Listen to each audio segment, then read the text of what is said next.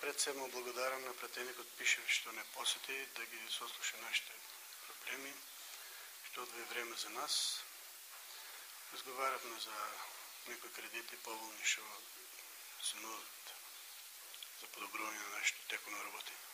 Со кои проблеми вие како стопанственик се соочувате во моментот? Се соочуваме со намалениот извоз.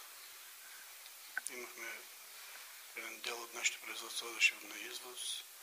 Сега е тоа намалено и се бориме сега на домашниот пазар. С оглед на потешкотиите со економската криза во последните неколку години, можем да кажем дека сме задоволни. Имаме напредок во работењето за разлика од изминатите 2-3 години.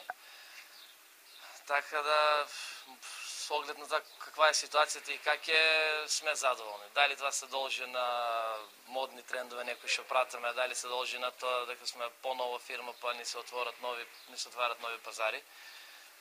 Извозно сме ориентирани 50%, 50% работиме за домашен пазар, 50% за Хрватска, Словенија, Босна и Херцеговина, Грција, Бугарија, Косово. Така да можем да кажем дека сме задоволни. Се надеваме да продолжи кај нас секојаш во намештај втората половина од годините е по-добро од првата. Пардон. Така да можем да кажем дека е супер. Еве, во услови на економска криза, како ја оценувате соработката со надлежните министерства, ресорните, помагаат ли во однос на фирмите со поволни кредити? Па во последно време гледам дека има некој залог да се направи нешто и има, очекуваме и со господино Васил Пишев, сега ни презентира некои програми кои што ќе бидат, што се интересни, што се поволни. Нашата гранка како гранка захтева поголеми инвестиции во однос на објекти, во однос на машини, во однос на репроматеријали, така да сме задоволни, можем да кажем. Нормално секоја средба и секој видување успешно, ние како фирма со повеќе вработени ни треба поддршка и од владата и од сите министерства. Во моментот по-сериозни проблеми немаме, не сме на ниво од лани со нарачки, со производство, ама резултат е на најверојатно рецесијата што ја има цела Европа. Така да некои по-сериозни проблеми во моментот нема. Така, на одредени периоди еве владата излегува со пакети со антикризни мерки, како ги оценувате?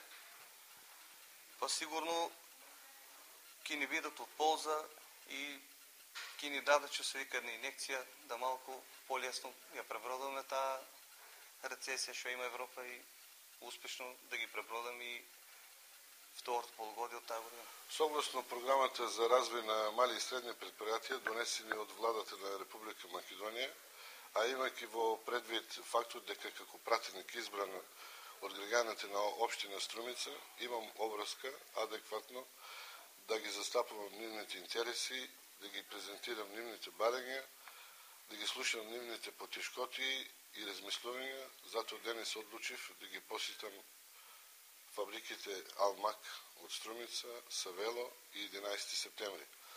Наведените правни субјекти се занимаваат со истородна дејност, изработка на разновиден мебел и сакам изворно од нив да ги слушнам проблемите, а изворно да ја презентирам и програмата за одобрување на поволни кредити за развој на мали и средни предпријатија.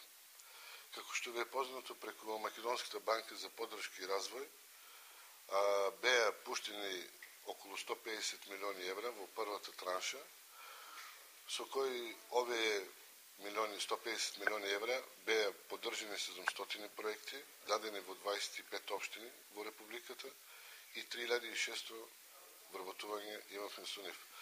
Сега во скоро време ќе биде пуштена нова транша од 100 милиони евра, исто за поддршка на малите и средните предпријатија. Ја обяснив постапката, ги слушнав потребните барања на собствениците на друштвото и како пратеник им ветив на истите максимално ќе го имат моето залагање за решавање, како и максимално за решавање за побрзо и поефикасно спроведување на постапката за одобрување на ваквите кредити, доколку се разбира апликацијата биде се во ред. Денеска како што реков, ги посетив наведените друштва, а во периодот престои моја агенда, ќе искористам, значи, секој петок, во колку не работи законодавниот дом, парламентот на Република Македонија, заедно со вас ќе ги посетиме, значи, сите стопански објекти во Струмица, да ги запознам, а воено и да ја презентирам и новата програма за развој на мали и средни предпријатија, за новиот кредит од 100 милиони евра и да ги слушнам нивните потешкоти во колку се очуваат самите себе во своето работење.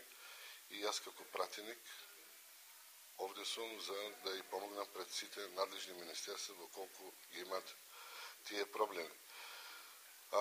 Исто така тоа може да го сторат и преку мојата канцеларија, која е како пратеник, која се наоѓа над градскиот парк во Струмица, или да ми се јават на мојот мобилен телефон.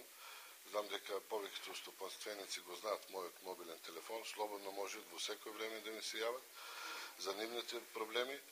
Едноставно стојам на располагање на сите стопанственици со мојата помош во процесот на нивното работење, а и на сите граѓани кои беа мои избирачи.